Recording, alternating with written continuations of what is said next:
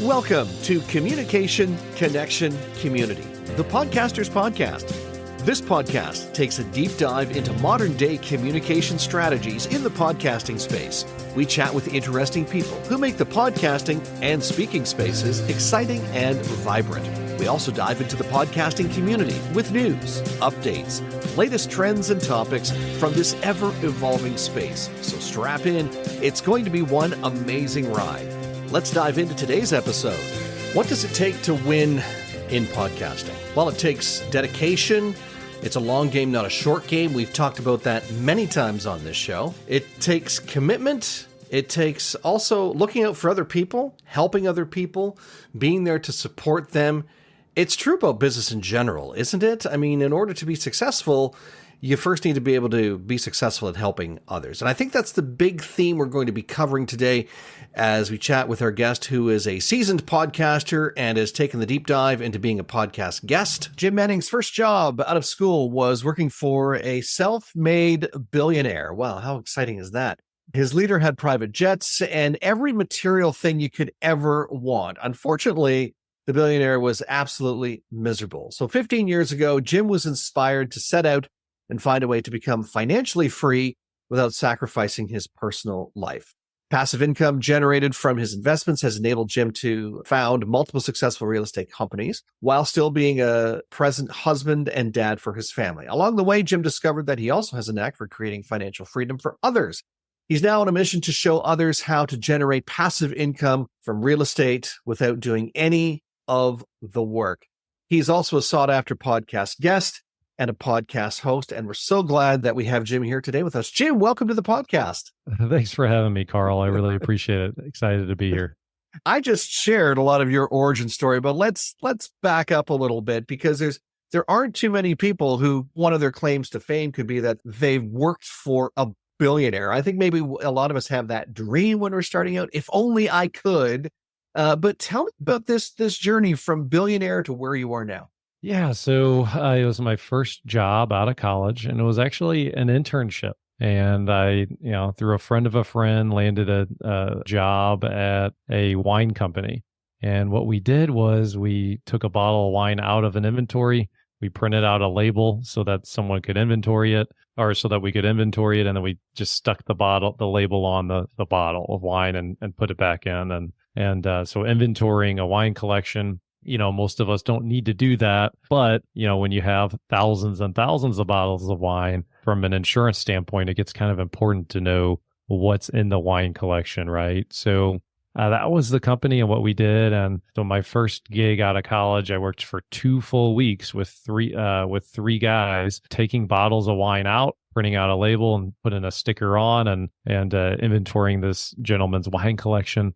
Just to put this in perspective, at one point I had over $25,000 of wine in my hands that I carried, and 3 of us, 60 plus hour weeks, 2 full weeks to do it. So this guy had some big bucks. What a unique experience to be able to get to know someone on a personal level too, because we're in his house and went out to dinner with him multiple times and everything like that too, right? I have to say, as a lover of wine, and I've watched a couple of documentaries about wine, that I always want to get my hands on the right year or bottle of Petrus or Romanée-Conti or any of those high-end brands that it seems a little bit out of reach sometimes, but certainly that's a phenomenal story when you're holding that.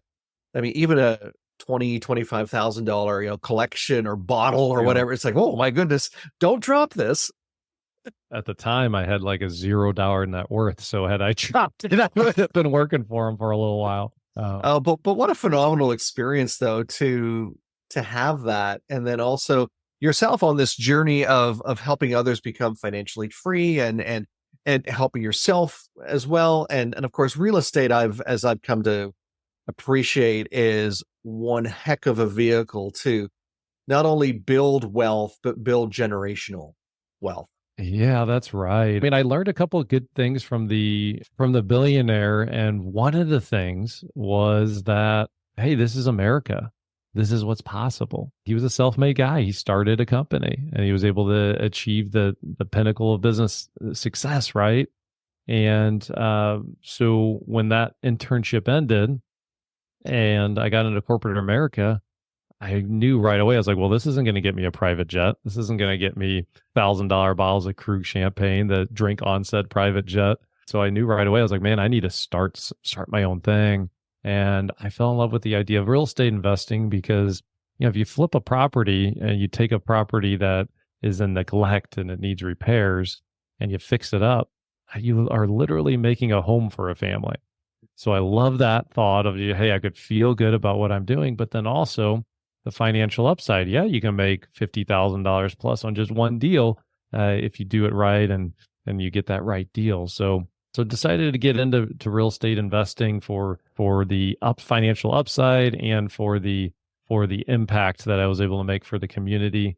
My goodness, it took a while. I almost failed to launch. Only did one deal in my first 18 months, but then we were able to scale our business by going to high net worth individuals and saying, hey, I can do all the work. Do you have some money to lend me to be able to do some property flips? And they would lend us 100% of the purchase price, 100% of the fix up. And what was fantastic about that is the amount of deals we could do is only limited the amount of capital that we could raise from individuals. So the first couple of years, we got our first couple investors, and then it grew from there. Lo and behold, a decade later, we were flipping over 100 houses a year back in 2016. And, then we got up to 200 plus a year, and we were scaling and we were flipping a ton of properties, 3 full-time construction managers and countless crews and everything like that. On our own side of things, we were spinning the hamster wheel faster because we were making more and more revenue. We weren't crazy focused on building our passive wealth. We were picking up rentals along the way, but we didn't have it as a hyper focus. And then I started doing the math of the private lending that we had, and we had $20 million on the streets. And then I realized, holy cow, this is an incredible passive income vehicle that myself trying to just do deals and do good things for the community, I created this really good investment opportunity, and I've created several individuals that are financially free and just having to stroke the check and then collect the interest on their money through the loan vehicle known as private lending. That was really the kind of an eye-opening moment for me. Like, wow, like passive income can be a thing. You can invest into real estate and not do an ounce of the work if you find the right operators to do the work for you. So then in 2018, we started being a little bit more diligent on shifting our focus, and we fell in love with a lease purchase model. And what a lease purchase model, some people call it rent to own. There's nuances and differences. We won't get into that here on this podcast. But what's amazing about it is the opportunity to own real estate and generate passive income, but act as the bank and let the tenant act as the homeowner. Okay. And they can do all the repairs and maintenance.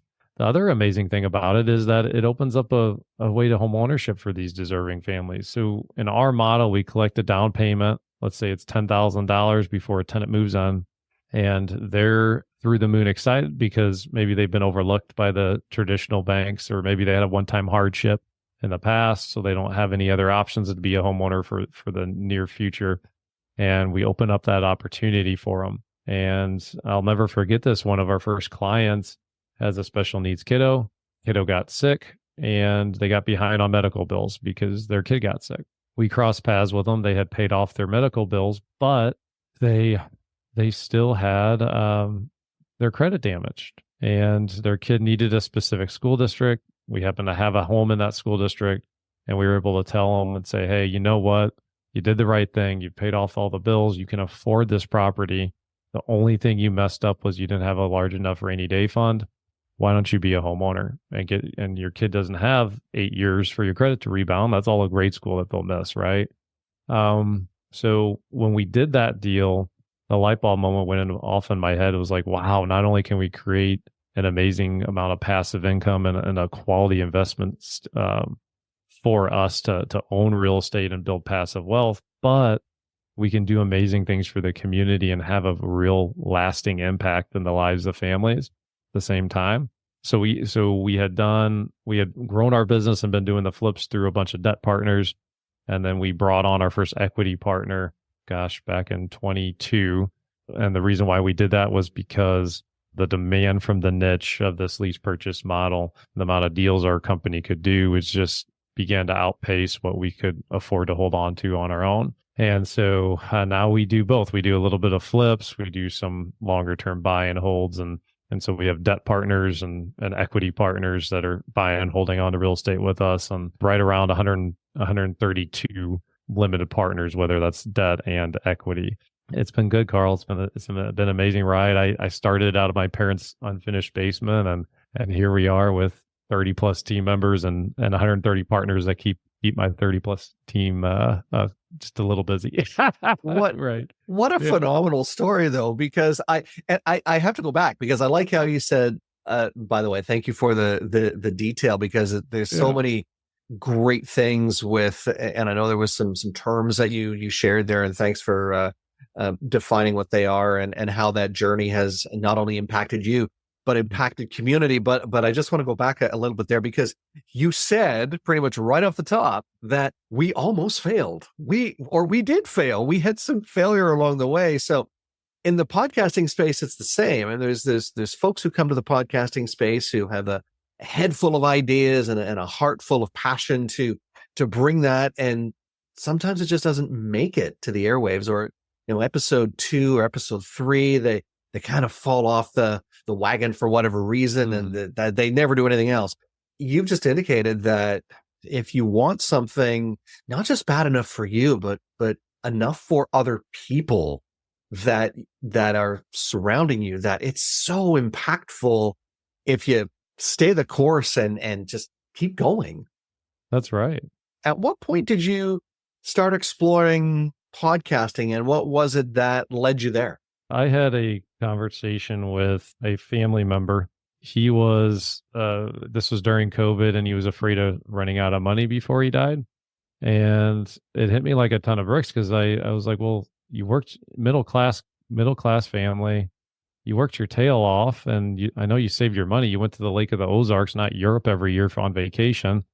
I said, well, what's going on? Like, why are you uncertain about this? He said, well, I save my money. Yes, I'm a self-made millionaire.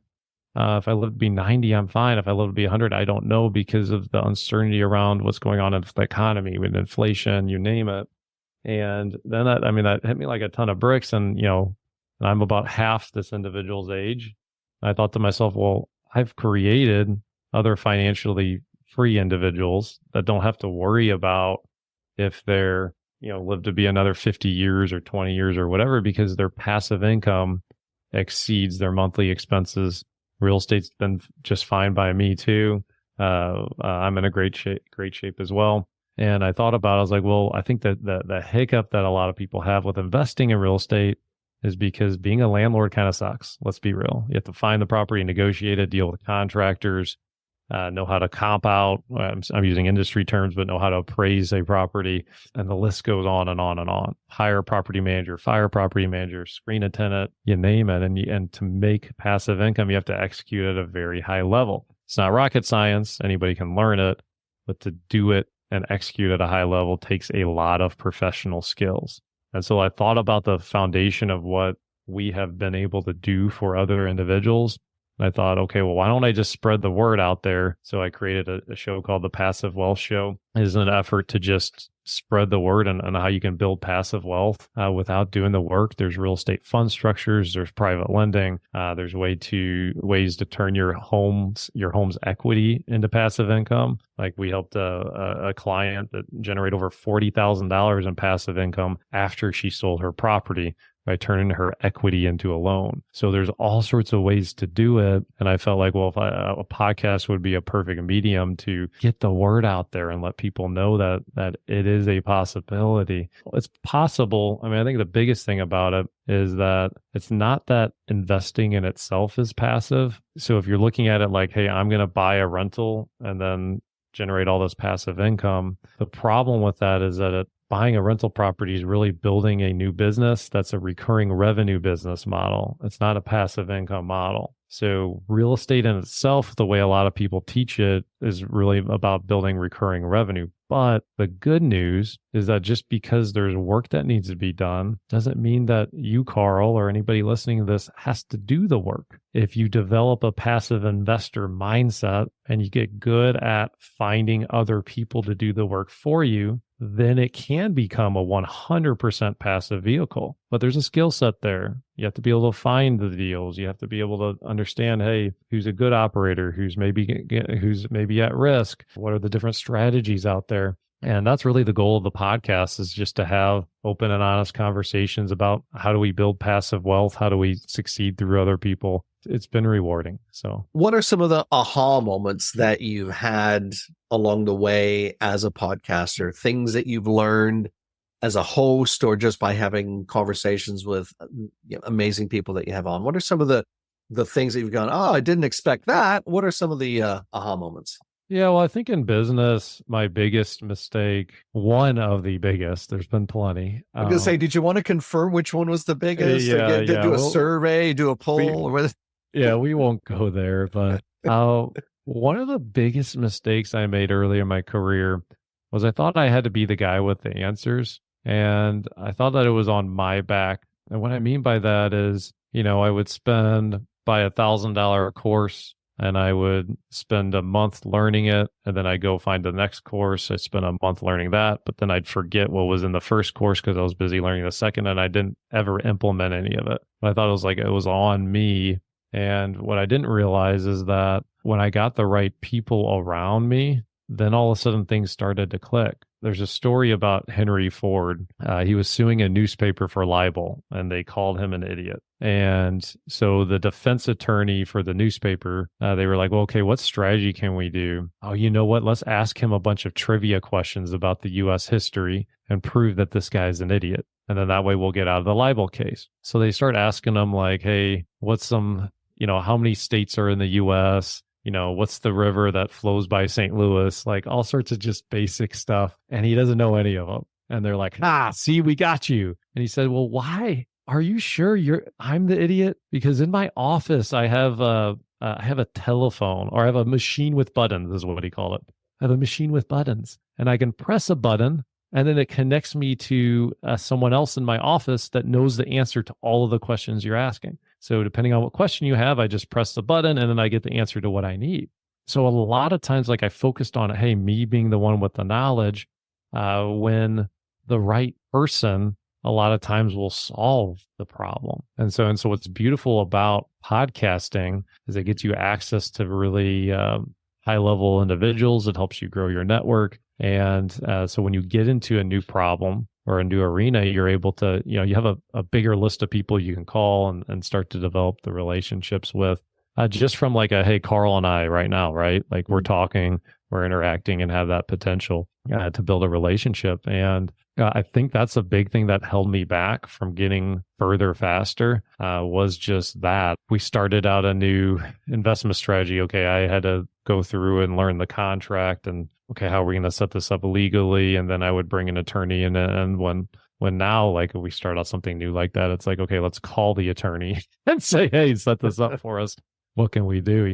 Podcasting helps support that and helps you support your network for sure. I think that sometimes we feel that we need to, I don't know if micromanage is the right word, but we need to be on top of everything. We need to know what our people are doing, but we don't need to know the inner workings of everything. That's one of the reasons why I have a team, and obviously you have a very successful, so you need a team, but you don't need to know every single thing or the how they do it, because if you did, it would just be exhausting. And it's the same with the podcast. We have individuals who will come to our space and say, well, how do you do this? And why do you do this? Or how do you do it like that? It's like, don't worry about that. That's what we do. We're podcast solutions made simple for a reason, because we don't want to overcomplicate it for you. We want life to be simple. We want you to be able to run your business, create some podcast episodes, elevate your credibility in doing so, and allow us to do what we do best. I don't take my car to the mechanic and ask them, is that the right wrench to change the tires? Is that how you really should be doing it? We don't need to know all that, right? Sometimes I feel sometimes as business owners or entrepreneurs or almost feel that sometimes we need to. We don't need to. Yeah, and I mean, yes, knowledge is important. I don't want to dismiss that. I'm not saying that it's not. It for sure is, but you don't have to know everything at the same time. Like you have to know a little bit, enough to be able to manage the person or hold them accountable. But yeah, you don't have to know the inner workings. And like, like we're using Zoom right now. Do I know all the inner workings of the code that allows us to be able to talk even though we're in two different cities? Like, no, I don't know all the inner workings on that. And quite frankly, I don't ever want to know that. I just want to pay Zoom and have it do the work that it needs and move on with my day and help people with financial freedom, right? I think we do get caught up in that, and that kind of headspace really slowed me down in my 20s. As I've getting older, I've been able to let go of the vine a little bit. I find as I've gotten older, I get too tired to want to even try and figure it out. It's like I don't have time to figure that out. It's Friday afternoon at 6 o'clock. I'm good. I'm done. I don't need to learn anything else today. But no, that's a very good point. Is that at some point we don't need to know, and I'm glad you use Zoom as the as the as the example. You're right. I mean, you can if you are so technically inclined and you want to know the inner workings of how this, whether it be Zoom or another recording platform, how it works. Great. Knock yourself out. Go do it.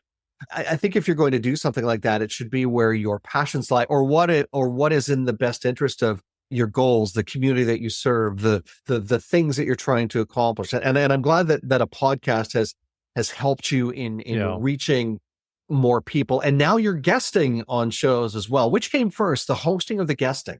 So I did the hosting first, but it's not a bad idea to just guest first too. I probably should have done more guesting than I did. I held off on that for a lot longer than maybe I should have. Not sure why, but I just did. It's okay. There's no right or wrong answer. I find that there are some people who like to get their feet wet, and guesting is a good way to do that. Plus it tends to, in some cases, fits into their schedule a little bit better to do that. Yeah. But then I also find that there are just some people who are fired up and eager to get the messaging out there that they want to be in the host's chair. So kudos to you for doing that. As a guest, what are some of the things you've learned along the way, things you've encountered? Yeah, I think it's really tempting to try and like inflate yourself or put like the most positive spin on things. I found myself naturally wanting to do that, and I really try and back away from that and be real and genuine. I mean, there's enough people out there that will put an ad out there with a Ferrari in the background that they actually rented, they don't actually own, right? And that's just kind of the antithesis of what I want to be about. Hey, this is Jim. I'm a real guy, real person. And yeah, we've had some successes. Yeah, we have problems and trials that we have to go through just like anybody, right? I think the more real we can be, the better. But it is tempting to be like that, and to not be real and vulnerable and admit that you don't have all the answers, and just kind of try and promote without any meat on the bones to what you're saying, with just pure fluff. You know what I mean? I think that you've done a really good job as host and guest of being real, of not making it all about your success. Yes, I mean you've shared that on this episode, but you've also shared that your success is one piece of it. The other piece is the mission of helping other people be as successful and elevating them. And I can see how that's the phase that you're working on and continue to work on. And that's what I think people don't realize, is that, yeah, you can share your success and your wealth and how great it's been for you. But when you can elevate other people and help them be successful, be it podcasting, be it real estate, be it whatever it is, that, in my opinion, I'll get your take on it too. That, in my opinion, is when you really win. That's when the magic really happens. Yeah, that's right. And you know what? Back to your first question, I think. So Carl prepped me on this, by the way, guys. I'm not this good, but he said, "Hey, is there like at the end of it? Let's leave like a takeaway or whatever." You know what I'm saying? And back to so to add to what Carl was just saying there, guys, and he asked me that question earlier. He said, "Hey, you one deal in your first 18 months, you almost flopped at this thing, and you almost failed to launch. How'd you keep going? What happened?" And so Simon Sinek has start with why. And what if you think about why, what is why? It's purpose, right? what I've been doing this almost 2 decades now. What I found is that your why and purpose actually will ebb and flow, and it can be in flux and it can change. So when I first started out, I was like, okay, I shared it earlier. My why was I wanted to do good things for people, create homes for families, and make a lot of money while I did it. And then as I started scaling up, we had 3 years in, we had a gut wrenching moment where we bought 3 flips that weren't selling, and I had to start living off of credit card debt. My why at that point actually became, I wanted to marry my now wife. And I was like, you know what? I don't have money. I just decided, I was like, I'm going to marry this woman. I love her. She's the one for me. But I didn't have the money to buy the ring. So it was a thrilling moment and a horrible moment at the same time, because, not being able to just put the rock on her finger right away. Right.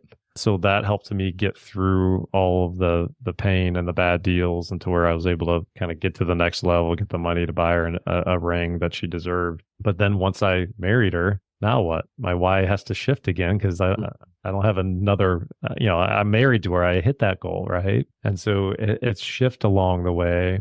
The why now, and a strong enough why will endure anyhow. And if you look at my why now, it's about creating home ownership for deserving families. We have a model where we can even take charitable funds and help us do that. So if anybody listening in has like a donor advised fund, or they donate to charities every year, we have a model where we can help keep home ownership attainable. I'm looking to speak at different charitable events, that maybe, have people there that are looking for ways to allocate their funds. And I think home ownership and the American dream's in jeopardy right now. And this is so critically important to me because, I read a book by Ray Dalio called Principles of a Changing World Order. It's a second book. First book was Principles. And he basically goes through human history and says, hey, when civilizations fail, what happens? There's a couple key factors on what happens in the decline. One of the reasons why civilizations fail is when the wealth gap gets too big. When the poor and the rich, that gap gets too big, what historically has happened is the poor will then revolt, take over, and then they'll give all the rich guys stuff to their friends. And then history has repeated itself for thousands of years like that, whether it's the Roman Empire, you name it. And what I see us going through right now with the wealth gap and with AI and everything like that is that the gap's just getting bigger and bigger and bigger. If I can help a little bit with the problem and help develop a model where we can use charitable funds that keeps home ownership attainable for deserving families, I think people are going to get to the point where, hey, you know what? I know that AI guy is worth 100,000 times what I'm worth, but I own the own roof over my head. I got my own little slice of the American dream. I can handle that. And I think there's like little nuances and details like that we need to start thinking about and making sure that we keep some pieces of the dream alive, right? And so anyway, like that's my why now. That's why our organization exists, why we're doing the type of deals we're doing right now. I care too much about the people we're helping to, if I have this light, I don't want to just like hide it in a corner. Like I need ways to like put it out there and broadcast it out there. And, we have this big idea of how we can help people, and podcasting is a beautiful way to get the word out there and connect with people. And we're just trying to hold it out, trying to get the word out on some of the ways we're trying to help, and hopefully it gets in the hands of the right people that can help us on our mission. Well, thank you, Jim, for all of the work that you've done and that you're continuing to do. And congratulations on the success, your success, but then also the success of the show, and phenomenal. And I like the reminder of the why, and that the why is extremely important. Something we talk about all the time when we're working with individuals and getting their shows launched or revised or revamped or reframed or whatever. How can people get a hold of you, Jim? What's the best way for people to connect? And we got to make sure too that they'll tune into the podcast. So what's the best way for people to do that? Yeah, you know what? If you just go to passivewealthshow.com, we have the full episodes. You can get access there to our podcast. And at the time of this recording, we just passed our 10,000 subscriber on YouTube. So I'm like all excited, and then it's like, oh, well, yeah, but Dave Ramsey has how many, so one of those things. So we're making a little bit of steam on this thing. I'm really proud of where it's at. And But it's all good. Like, as long as I'm helping people, working on the mission, I eat an elephant one bite at a time, right? So anyway, but yeah, no, appreciative. Thanks for having me on, Carl. And thanks, guys, for listening, and appreciate each and every one of you. Jim, that's a great place to leave it. Jim Manning, thank you so much for being my guest today. Absolutely. Thanks for having me. And thank you for joining us today. Special thanks to our producer and production lead, Dom Carrillo, our music guru, Nathan Simon, and the person who works the arms, all of our arms actually, my trusty assistant, Stephanie Gafour. If you like what you heard today, leave us a comment and a review, and be sure to share it with your friends. If you don't like what you heard, please share it with your enemies. Oh, and if you have a suggestion of someone who you think would make an amazing guest on the show, let us know about it. Drop us an email, askcarl@carlspeaks.ca. Don't forget to follow us on LinkedIn and Twitter as well. You'll find all those links in the show notes. And if you're ready to take the plunge and join the over 3 million people who have said yes to podcasting, let's have a conversation. We'll show you the simplest way to get into the podcasting space, because after all, we're podcast solutions made simple. We'll catch you next time.